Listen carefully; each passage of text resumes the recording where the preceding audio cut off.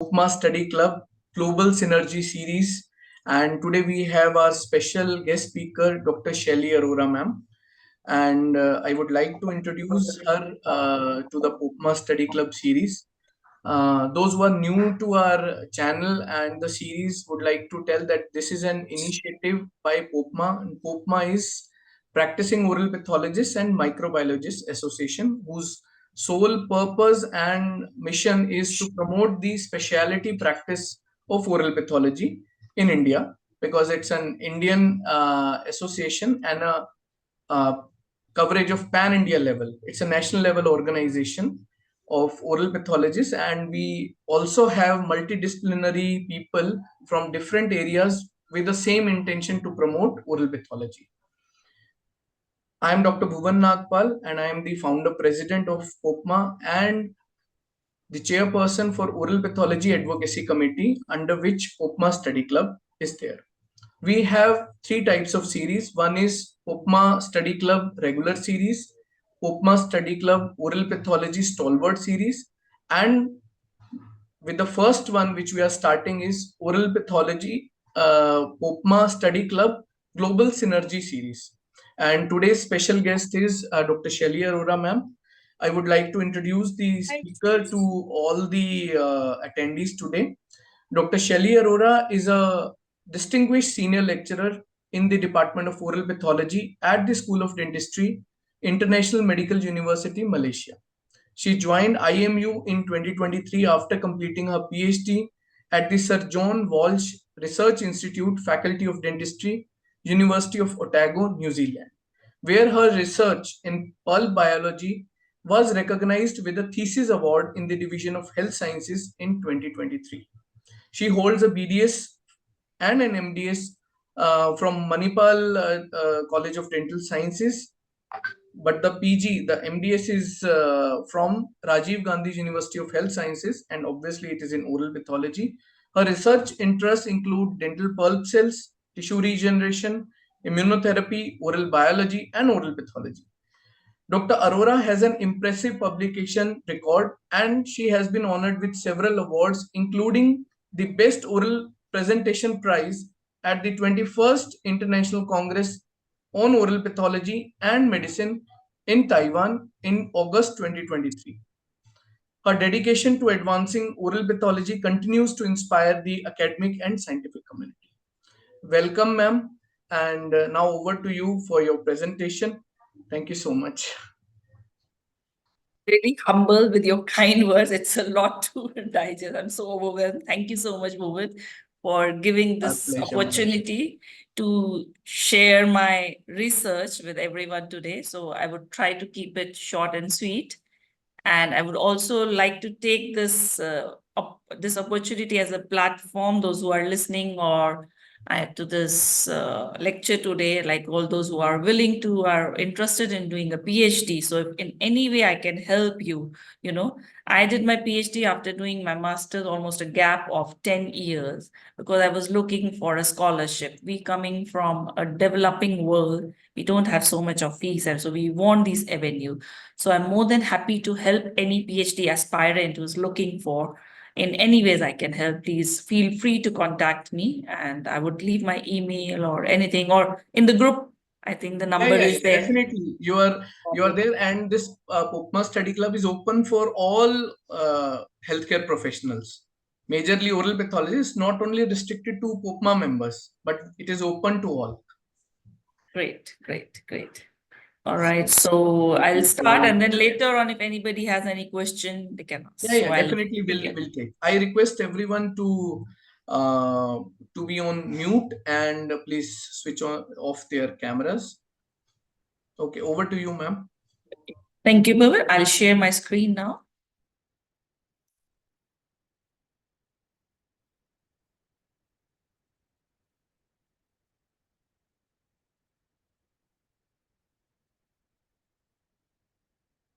Well, hello everyone.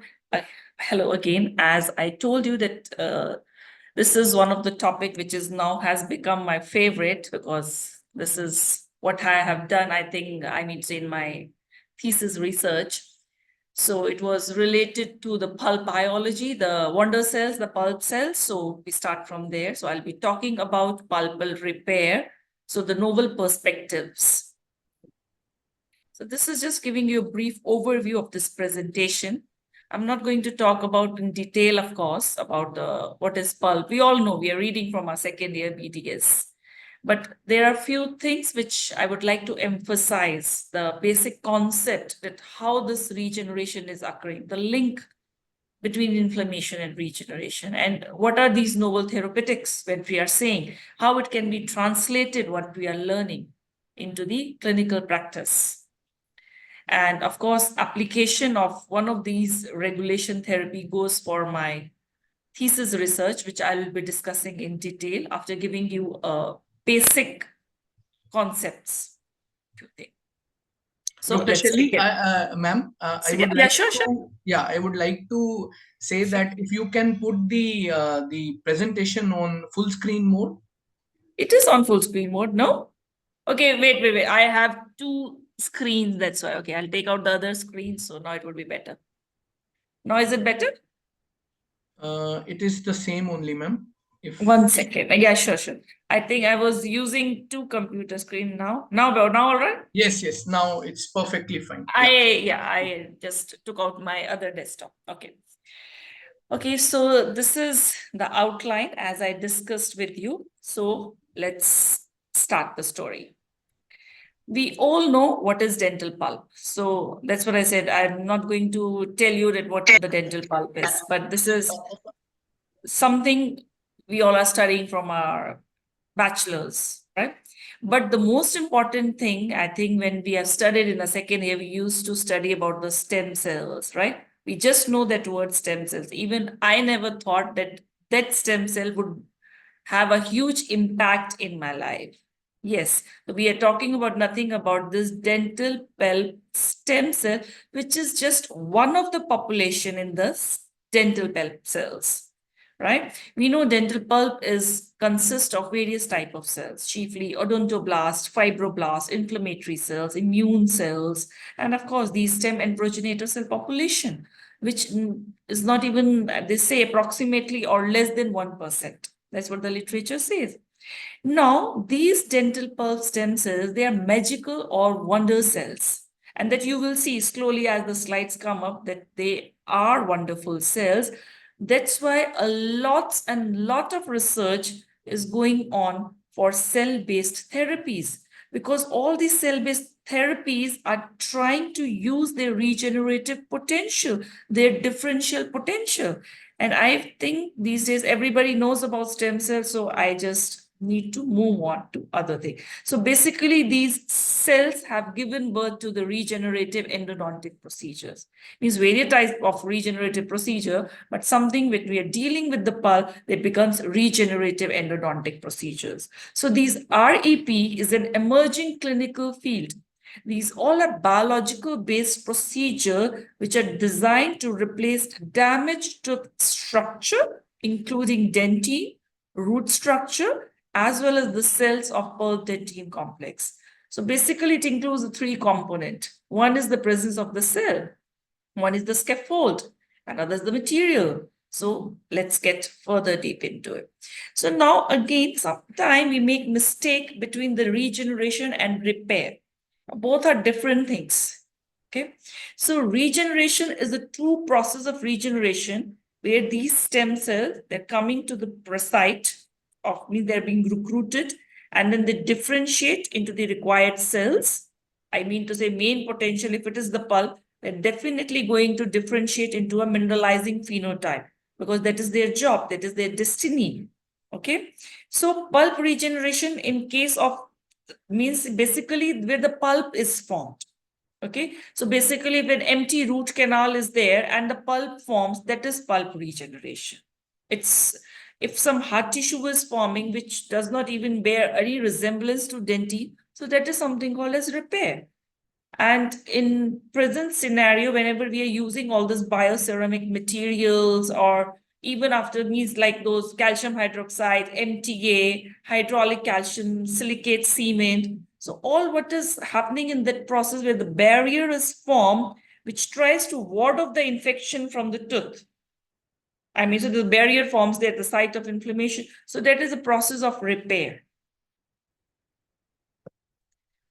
And again, we know about this reactionary dentinogenesis and reparative dentinogenesis, right? So what's happening here, I think we have studied again this in our second year BDS. Orban's my favorite textbook. I don't know about yours, right? We have read from that era.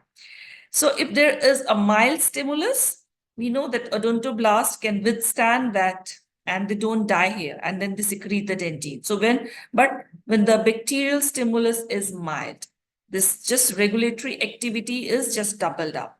But when it is a strong stimulus, or basically the inflammation is so strong, or I should put up when there's a deep carious lesion. So pulp inflammation flares up and the cells odontoblasts die. So the stimulus goes further, and which helps in the recruitment, migration, and differentiation of these stem population, and they differentiate into odontoblast-like cells. And they form again here is something called as a secreting a material. It's a process of reparative dentine is happening here. But now, as I said, why do we need these new therapeutics? RCT is there, everyone likes it. And of course, all the endodontists, I hope no endodontist is here, because till date, RCT is the most accepted treatment. And of course, it's expensive treatment. Those who can't afford it, in case of any pulpal infection, they go for extraction. So then we have these bioceramic cements like MTA, hydraulic calcium cement. See, RCT is there, but we know that the tooth longevity is compromised. Tooth is prone for fracture because the pulp is not there. So it's a non-vital tooth. Even these cements, which MTA, all these cements, they're expensive. We're not using them on regular basis, right? So again, there are some other disadvantages like MTA causes discolors. There are the reports which are saying, the literature says that. I'm not the expert again to handle with these materials, but that's what the literature says, that some handling difficulties are there. So there are some of the pros and cons of each of the techniques which are available. So all these current approaches are less than ideal. So we need new techniques, improved techniques. So based on this, that is why we need new techniques, the novel techniques. A lot of research, that's why it's going on. Either it's at the level of basic sciences or in vivo or translational or clinical trials. And if you see, these dental pulp cells, they were first discovered in year 2000 by Gronthos et al. And this is the graph I've taken from the published paper of Smith and Cooper of 2017. And I took something published. And so if you see here, the research is just booming up, especially in this area of pulp regeneration. And this is especially after the stem cells were discovered. I mean, so dental pulp stem cells, of course. So now, as I'm talking of so much of pulp inflammation, there's a link between the inflammation and regeneration. But what is that link? And again, the scientific literature, or I would say a large body of literature, states that it is a well-established fact that inflammation and regeneration, there's an interplay, there's a crosstalk. Okay, so repair or the regeneration can only occur when the inflammation is controlled. It is being basically it is controlled. It is in that equilibrium level. It creates a conducive environment for the pulp. And moreover, if there's no stimulus, the regeneration will not occur. Inflammation is required, but its intensity has to be controlled, because at relatively low levels, those inflammatory or those cytokines are basically those are secreted, and all these, they help in the reparative processes, basically pulpal reparative processes. But however, if we are not able to control this inflammation, there's a high level of cytokine. which have harmful effects because it will cause pulp necrosis. And if the pulp is necrosed, all the cells are also going to necrose. So there are no dental pulp stem cells alive. They will die. So if they are going to die, then the repair process, it will just also go, it will hinder. So that is what is important, is we need to control the intensity of the inflammation.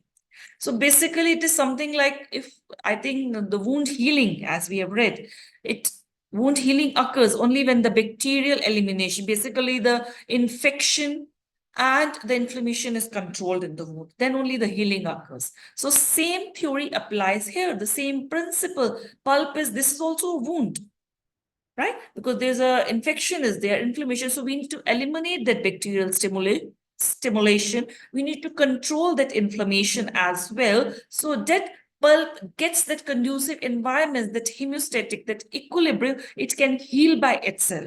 And another thing is, pulp has an innate capability, it has a natural capacity to heal, because there are stem cell population inside which can help in the regeneration of the pulp.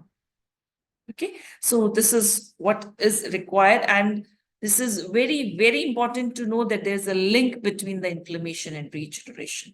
And I'm not saying just like that out of the moon. There's an evidence which states that, again, as I said, a lot of experiment has been done which states that dental tissue repair is more successful in germ-free animals compared to the animals with infected dental lesion. And those experiments date back to 80s, and now we are in 20s. Not even 20s, in the third decades of 20s. So it's in the 21st century. Okay. But another thing, so based on this, that if we can control inflammation, there are a lot of therapeutic approaches, or I could say therapeutic techniques, or these novel emerging techniques have been proposed. Not only proposed, they have been proposed based on basic research. So what is lacking in this pulp biology is a lot of clinical trials. So everything happens, everybody, because there's no standardized approach. It's a very small community, everybody is doing, but everybody is doing their own thing. So I think it's a time where everybody start doing together. So if you go back and see the literature, there are lots of study. Every day, some another molecule, another drug, another dental, another immune regulatory drug. I mean, it's a lot of anti-inflammatory substances or dental therapeutics are coming, which they say have the potential to control pulp inflammation and facilitate dental pulp healing. So whatever I have listed here is based on the literature available. And what we are going to focus is on the anti-cytokine and antibody molecule. So this is where my PhD research come into action. Again, to give you a brief view, so we know that dental caries causes demineralization and destruction. So when this will happen, inflammation, a lot of cytokines are secreted, like tumor necrosis factor or various types of interleukin, 1 beta, 4, 6, these are. And these cytokines, they recruit and drive a complex cellular immune response. And because of this, it leads to irreversible pulp damage. Pulp cannot recover because the intensity of the inflammation is so high. Okay. And pulp, there's a decreased capacity for tissue healing. Now, we have seen similar kind of inflammatory process in the chronic inflammatory diseases like psoriasis, inflammatory bowel disease. So there, they have used these immunotherapeutic drugs. So we thought there's a resemblance between those chronic inflammatory diseases and pulpal diseases. Because if I'm talking about these rheumatoid arthritis, there's the hard tissue and soft tissue. So in dental pulp is what is there? Inflammation. There's inflammation of hard tissue and soft tissue as well, right? And then again, there also we are seeing increase in all these cytokines. And same, all these cytokines are increased in pulpal disease as well. So we thought, why don't we try this interleukin-23 antibody or interleukin-23 inhibitor in the dental pulp inflammation. So based on this knowledge, as it is not tried, so this is the novelty of my research. So based on this premise, The aim of my study, of my research, was to assess the effect of interleukin 23 blockade as a pulp immune modulating agent. So I did in vitro as well as on in vivo. For in vivo, I've used a Vista rat model, which I'll be sharing with you. And hypothesis was that interleukin 23 inhibitors modulate pulp inflammation and it facilitates pulp healing. Okay, so there are specific objectives of the study, like you need to establish cell culture, and then once those cell cultures are established, the primary cell culture, then you need to characterize those cells to see whether those cells, they have the dental cell, I mean those cells, they have dental stem cell population which have this ability to differentiate, to form the mineralized thing. So those various kind of assays are done. And then of course to check the effect of this antibody on the cultured non-cult, I mean to say in the population. So the cells which I grew, I took from the healthy pulp as well as from the carious pulp or inflamed pulp. And last was the in vivo component, where this drug or this antibody was checked on the blister rat teeth. Okay, moving on to the cell culture technique. It looks very fascinating, but the first year of my PhD was only establishing this. So the first objective was met, and there were so many objectives to do within a span of 4 years. So being a PhD, full-time PhD student, it's of course it's good. You learn techniques, you learn skill. It comes with a lot of pressure, but I think you can manage it. It's worth it. And how it's worth it, I will tell you at the end. And I hope it may inspire, if you are a PhD aspirant here, it may inspire you to do it. Okay, so how do we do the cell culture technique? So basically there are two type of things. You can do primary cell culture.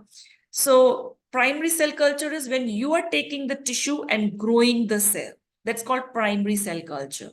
And there's something other called as cell line. Now, cell line is when you just buy ready-made cell line, means ready-made cells you buy from a manufacturer. So that is called as a cell line. It's already ready. So you just need to grow those cells. But I went the hard way, that I didn't buy the cell line. I have to grow those cells because my supervisor says it bears a more resemblance. It's more realistic. It bears more resemblance to the pulp when you do it. I mean, not do it if you primary cell culture. Even the literature says it models that dental pulp tissue, primary cell culture. The cell line, of course, there's a lot of experiments are available, the original studies which are using cell line, because it's not easy to do the primary cell culture because it gets contaminated very fast. So how do we do it? So I took third molars. They have relatively larger amount of pulp. So as you can see, the first thing is when you want to do a cell culture, it has to be sanitized, it has to be disinfected thoroughly with 70% alcohol. So if you can see, it's the third impacted molar and how it is shining. So I've cleaned it thoroughly with alcohol. And then you have to be very fast. As the tooth is extracted, you have to harvest the pulp tissue immediately. So when I'm talking about this technique, it's universal. Primary cell culture, it's not means we are doing it for dental pulp. For any tissue, it can be done. Let's say if you want to grow the cells of liver, or any part, even the skin. So this is what I'm talking about, as I told you, the two techniques, explant technique and enzymatic technique. And I am discussing about the explant method, as you can see in this slide as well. So what I did, I just made a groove around just 1 to 2 millimeter below the CEJ.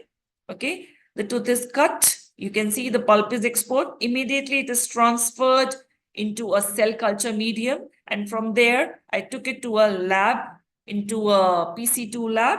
PC2 labs, they are a little bit, what you can say, more infection control, very sterilized, especially when you're doing all this cell culture technique. It is called, you have to do it in a PC2 lab. Okay. So now if you see here, all this is occurring under the cell culture hood now, the second part of the experiment. So if you can see here, I have taken out the pulp with the help of this excavator. You can use sometime this endodontic file as well, and I've cut it into a small pieces here. Okay, so once they are cut it into almost 1 millimeter, then this I've taken 6 well culture plate, and if you see here, I have placed them on the base of this well culture plate.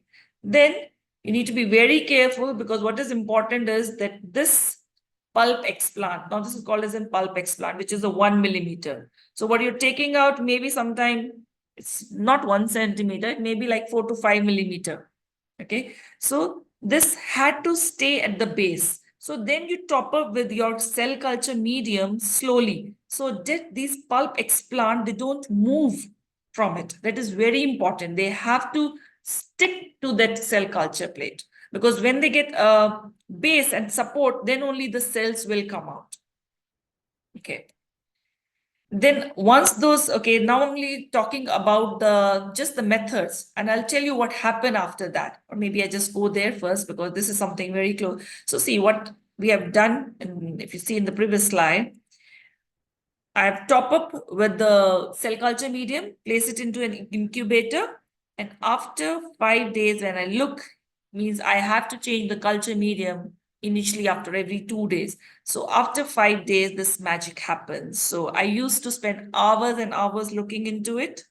And because, as I told you, in my first year of my PhD, I think maybe I have cut around 50 molars teeth. And after that only, I was able to get the right recipe or get my technique right to grow these cells. So if you see, this magic is happening. This is under inverted microscope. When you're looking at the cell culture, they are not stained, so they appear this black and white. So this is the pulp tissue. And if you see here, the cells are coming out. See, this magic is happening. So this is, I think, almost at 3 to 4 days. And this one of the picture is very close to me and has not been published. So, well, I'll do something about it. Okay, so now what happens next? So again, this is the pulp tissue again. So you can see few cells coming out. This is the day 7. And this is again at 16th day.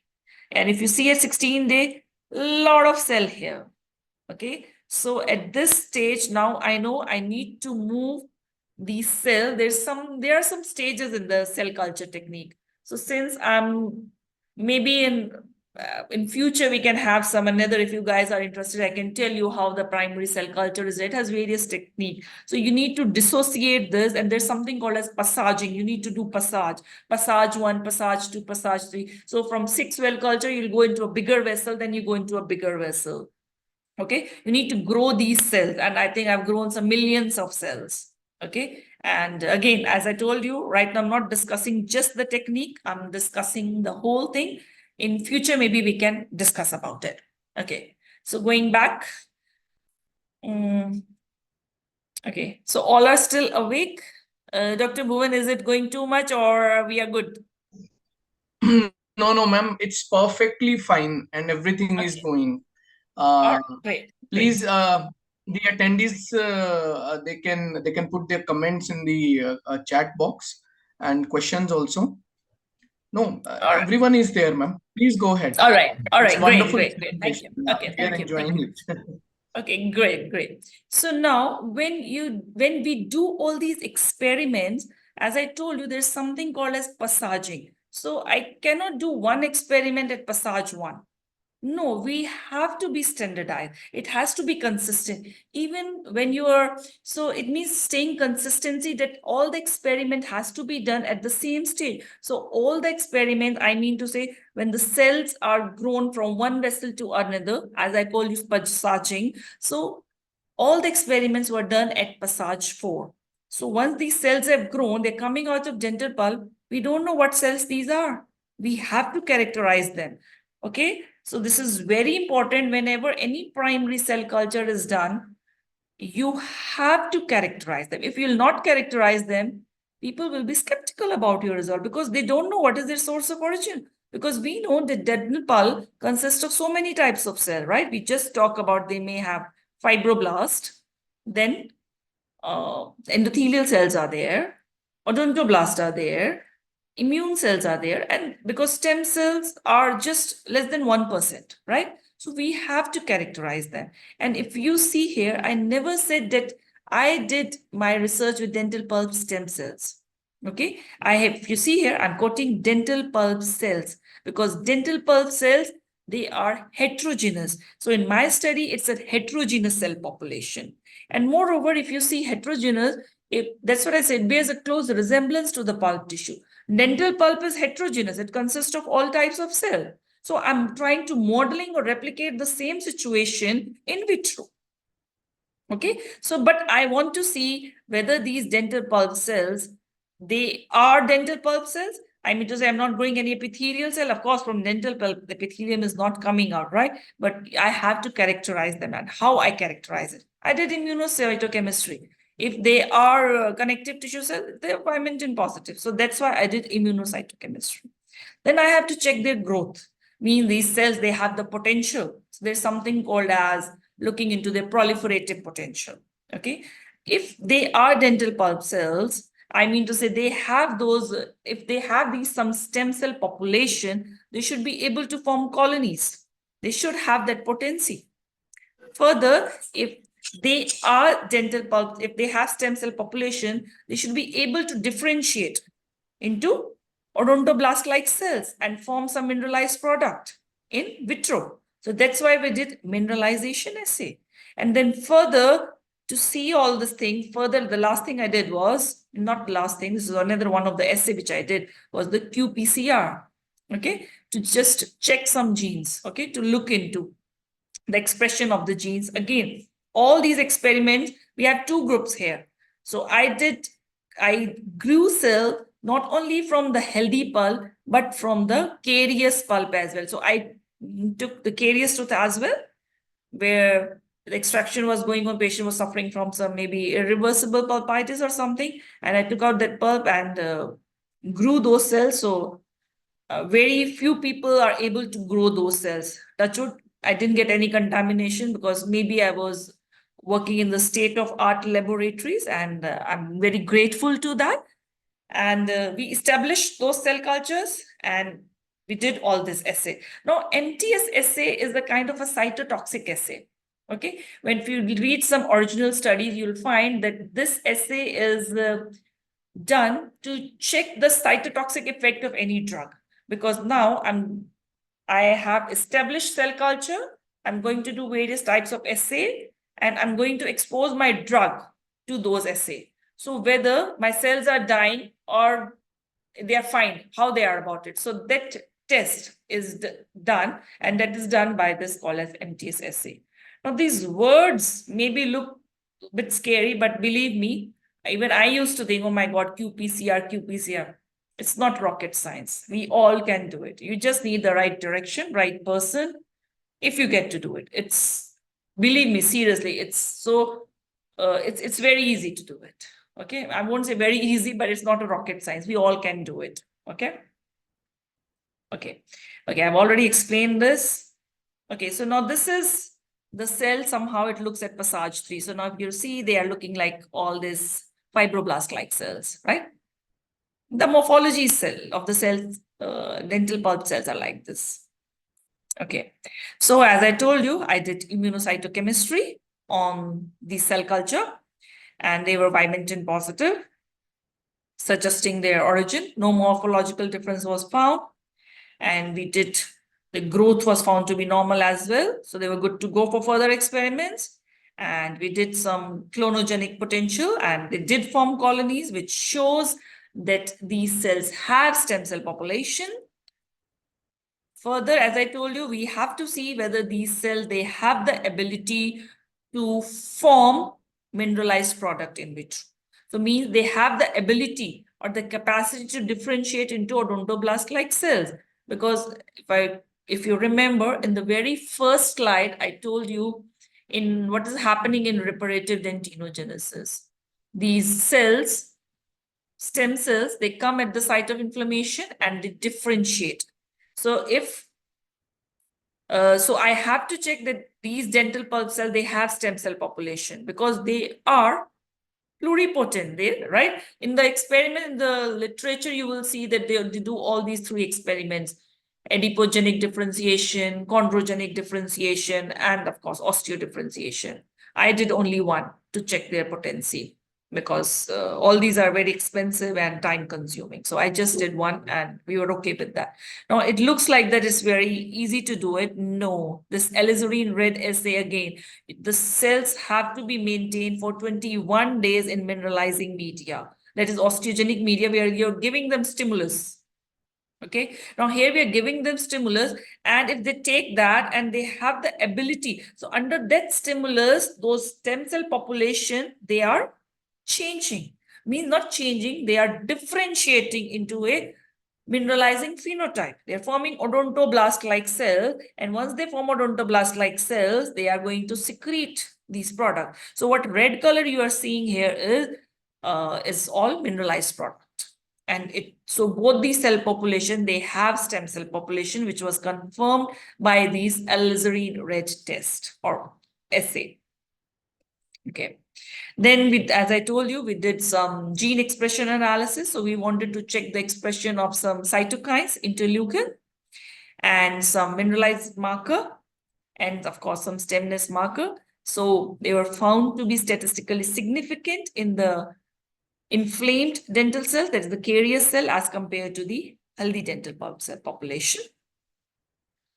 And then further, we did MTS assay. As I told you, I wanted to check the cytotoxic effect of that antibody onto the cell. So various concentration of the drug was used of this antibody, and we wanted to see at which concentration cells are happy. Okay, so we found some concentration at which cells are happy, and those same concentration was used for in vivo experiment. Okay, so moving on to the in vivo experiment. As I told you, for in vivo, I used Worcester rat tooth. Okay, so this is just part 1 of the study. I'm not presenting the part 2 of my study here. Even this part 1 is not published, so we have to publish it. So it's my request, if you're taking the pictures, you please keep it to yourself. It's not published, so we have to publish it. So it's just the copyright thing I'm saying. Thank you. Okay, so we had 12 rats. We divided into 2 groups here for part 1 of the study. And see, another thing I would like to say here is doing animal studies are not at all easy, especially getting an animal ethics. And in Otago, they have a separate animal facility where first you are being trained how you're going to handle these rats. Okay, so there are some compulsory modules which you have to do. And of course, there are vet over there. I mean, say the veterinary doctor who are coming on round and seeing you, that how you are doing the things. And you can only take, another thing is you can only take those animal studies once you've passed all those modules. And once you've passed those modules, then you apply for, I think first you apply for animal ethics. I'm not remembering. Again, it's a long process. This almost took 6 months before. So then only you can jump onto this animal studies. Okay. All right. So what I did, if you see here, rats, they're anesthetized with the general anesthesia, and they're put in this boat, and they're in a prone position, and they have a very long tongue, and their molars, the teeth, they have 3 molar in each, I mean, it's not in each arch, sorry about that, means 6 in the maxilla and 6 in the mandible. So 3 on one side. So this was more accessible on the right side. So we took this one. And if you see here, they're quite big, and this tongue always comes in between. So need to be very careful. So they were anesthetized under the proper guidance. I only have to do it. There was another research assistant who also helped me. So it's 2 persons are needed to do these kind of experiments. It's very difficult because you need to take out the rat from the cage. They won't come. You have to hold them. I don't know how to hold them gently, but yeah, you have to hold them. You have to pull from, I mean to say, the anesthesia is given at the back. So need to be very careful. Okay, so we did that. Anyway, that's good. So we made cavities. If you see a pinpoint exposure, and I mean to say it's like a pulpectomy procedure I did. Not pulpectomy, sorry, a pulpotomy procedure. It's just the excess opening I did here. And if you can see just a pinpoint, and to be more precise, their molar is 50 times smaller than a human molar. So maybe you need to use loops, but I'm old school. I was not able to because I've not used in my undergrad time. So I just did it like that. And once this pulp is exposed, you need to dry it using paper point, and the control group just got saline as a dressing, and then I restored it with GC-Fuji9, and for the antibody group received the antibody and restored with GC-Fuji9.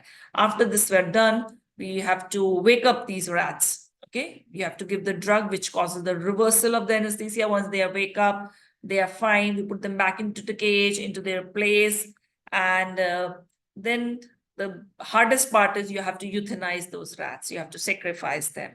So there were some time points, which is day 1, day 15, and day 30. And how do you euthanize them? Either there are different techniques, but the ethics says it's always like that, which should cause least trouble to this animal.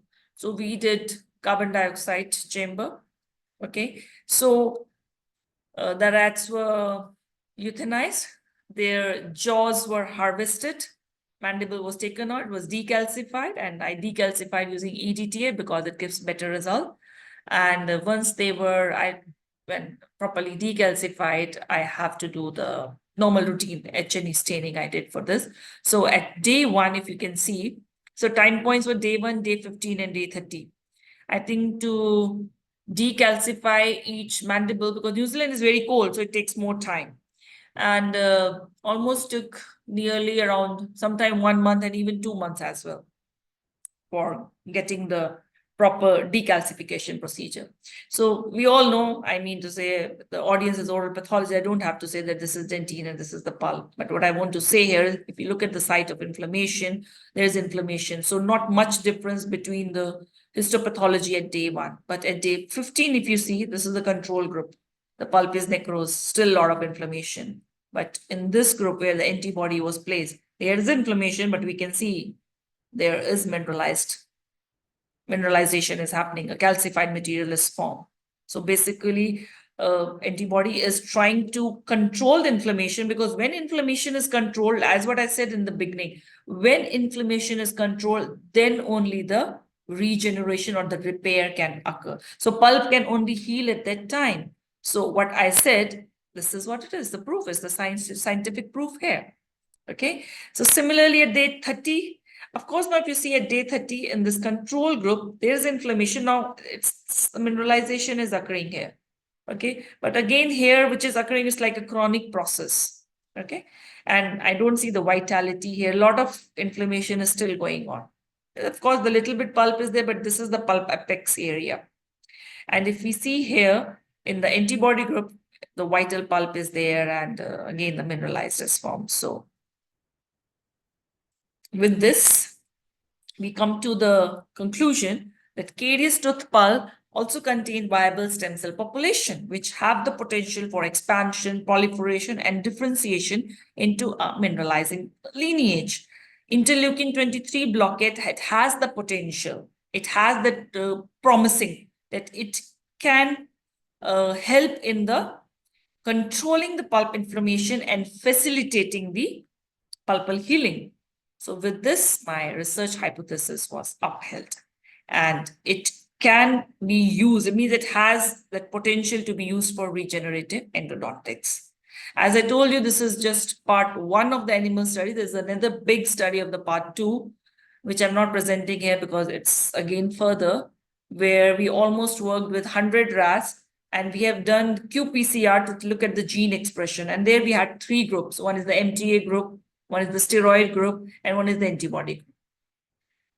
And since this project is the topic was given to me by my supervisor. So it's still continuing, and they are entered into the clinical trial phase. And my supervisor has got again very huge funding for this. So they're continuing it. If anything will come up, I would like to update you in the future. So I was able to publish this paper during the span of these 3.5 years, and this still does not include all the animal part, which I'm going to work on. I think I have a meeting next week with the supervisor. So then we're going to work on this animal part. It's better to publish it. And I got these 2 grants in this journey. So PhD itself is a journey, and I'm really grateful and blessed to experience this. And as I told you, from my master's to my PhD, there's almost a 10 years gap because I was looking for a right opportunity. So when it came, I got it because we need scholarship. So I got Sir John Walsh Research Institute PhD scholarship, which covered my tuition fees and my stipend, my living, everything, means everything was covered up with the scholarship. And as I think Bhuvan already said, same part of this research was presented on the conference. This is my picture with my dean, with my one of my co-supervisor, Professor Ellison, and it was a very proud moment for me. And I just wanted to share with you all. And this would not have been possible with all these great people. They are my supervisors, and I'm always grateful to have them in my life. Thank you. And I'm happy to take any questions if you have. So I'll stop sharing, Bhuvan, now. Yes, ma'am. Yes, ma'am.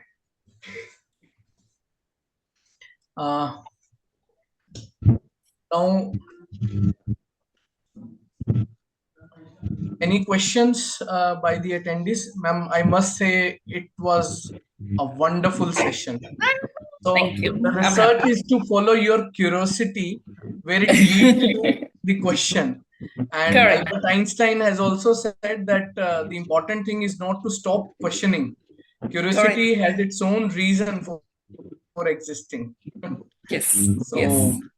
uh, kudos to you, ma'am, for your work, and Thank seriously, you. marvelous Thank you work so you much. have done. Thank you. Thank you. Thank And you. This now is the podium is open for questions.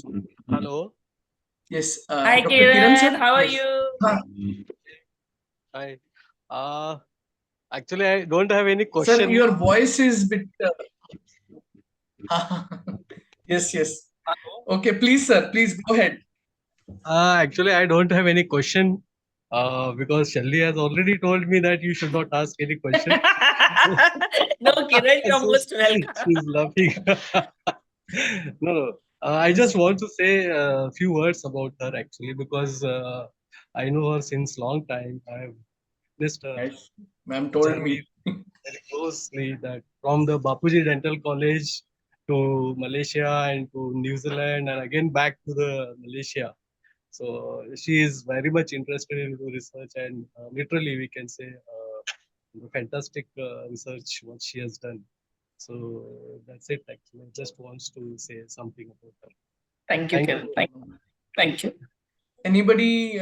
I think I'll just see the chat box. Any questions? No, there are a lot of good comments are there, ma'am, for your talk.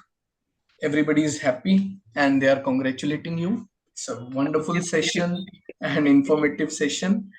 So I have one question, ma'am. Can we use the dental pulp cells for regeneration of any other body part? Because Uh, some multipotent stem cells. Yes, yes, yes. A lot of studies are going on. They are converting into a neuron and other things. So they have this potential, of course. There's a lot of studies in the literature. They are doing. I have not done that research, but lots. It's they have that potential. That is Yes. there, but anything translatory part has come as of now. See, now the translatory part of this is because now they've started doing like the which study, as I told you, my supervisor is continuing because I came back. I did not stay back there. And they're doing the clinical trial. So this is what is important. So what's happening is, I think in pulp research or all these techniques, I think what has advanced in dentistry, if you see here, we are not into endo. Those who are there, a lot of materials are coming every day. Every material has it. So it means if they are coming, they are not coming just straight away into the market like this. Lot of clinical trial goes off, right? Then only they come. So the part of my study, they started with the clinical trial, and I think when the results come out, then only it will go ahead and they will apply for patency and other things. Yeah. Okay, ma'am. Dr. Vivek Gupta has a question. Ma'am, can you please share how is the topic for PhD research decided and given? Uh, See the topic. Hi Vivek. Hello, hi Dr. Vivek. So it's like there are two type of PhD topics when you go for. If depending upon your area of interest. So first thing is not the topic. First thing you need to know is that you need to find a supervisor. And supervisor, that supervisor whose research interest aligns with yours. So that is the most important thing to, if you want to do a PhD, it's nothing about the topic, forget it. Okay, of course your CV has to be great, otherwise you can't get scholarship, because we worked onto our CV to make it to that level so that we can compete with them, right, to get the scholarship. And you need to find a supervisor. Once the supervisor is ready, then it's and then everything will just fall for the topic. If your research interest and his research interest is same, he will ask you to write just a small, a research proposal in just a small, maybe a 1 page or something like that, and then it elaborates, it evolves. There's a team of people who are going to guide you, so don't worry about that. So what I think is important is getting a supervisor first. Yeah, and I have one small input. Um, though I have not done PhD on regular basis. It's an honorary doctorate which I have been conferred with. So I was just looking through the LinkedIn, and it was written. One of my friend is there. He has written that do some research on your supervisor before you start doing your research with your supervisor. That is also absolutely right. I Yeah. agree with that, because there are people. Me, what happen if you don't get tag along with them? Those who don't have a good record, or maybe you opted for a supervisor who is about to retire. So please don't take that one. Then who is going to look after you? Then you are in the middle of it, right? So that's also very important. Yeah, it is. And I think the last question is by Dr. Shipra Deshpande, ma'am. Mm-hmm. Is it having any role in cancer, the stem cells, ma'am? If you want to ask your question because it's not clear, you can put on your camera mic and can ask directly also. Shipra, ma'am.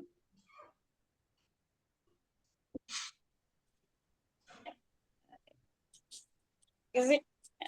Yes, can you hear me? Yes, yes, yes. We can Yes, hear you, ma'am. yes, yes. Good afternoon, everyone. Thank Good you, ma'am. It afternoon. was a very wonderful lecture. Actually, regarding any therapy, if we consider immunotherapy particularly, is that is it possible with these dental pulp stem cells to regenerate if it is diagnosed in first stage or like that? I think, ma'am, for the cancer thing, there are cancer stem cells. So that line become totally different. I don't think the dental pulse Okay. stem cells they have used for this. Yeah. Okay. Thank you, ma'am. Thank you No very much. problem. No problem. Good day.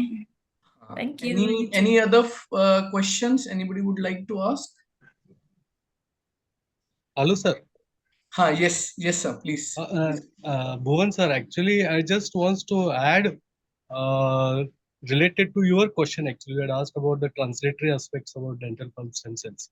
So, Yes, yes. yeah, actually, I had come across with one research. Actually. This Okay. it is from University of Malaya, again, Malaysia. Okay. So what they had done is like they had converted these dental pulp stem cells into islets of Langerhans cells, which Okay. secrete the insulin. So that was the research actually from the University of Malaya, which I had come across. So that is like a translatory impact of the Yeah, dental because pulp they are stem cells. multipotent stem They cells. are. Yes. They are studying. Yes. Yes. Yes. And now, by listening to all that, I feel that the oral biology has so much of things which we can go and explore. So, True. Yes. what I was Yes. thinking to give a suggestion to DCI that make oral biology as a separate department. This is my Yes. Yeah, many universities has this. Many university has this. yeah. They Yes, have, sir. but we want a legal thing should happen because there are so many things which they do in their curriculums and all. But if we have a separate thing, I think it Mm. will it will There's some of the deemed university like Savita University, they yeah, have they already have. this oral biology department. Yeah, they have. So They it have. I might know be like, Dr. Ramdas, madam, she is yeah, the yeah. yeah. So that way wanted to was thinking. Anyways, ma'am, it was indeed a very informative and nice presentation, Thank and you. I Thank would you. like to share your certificate. Thank you. And thank you so much, ma'am, for accepting our invitation at such a short notice because of I know you have spared your time. It's okay. It's Really. okay. I'm happy. Happy to these opportunities help us, this is how we grow. As I told you, we need to Yes, grow yes, together, elevate each other, and we yes. never know what happens next. Yeah.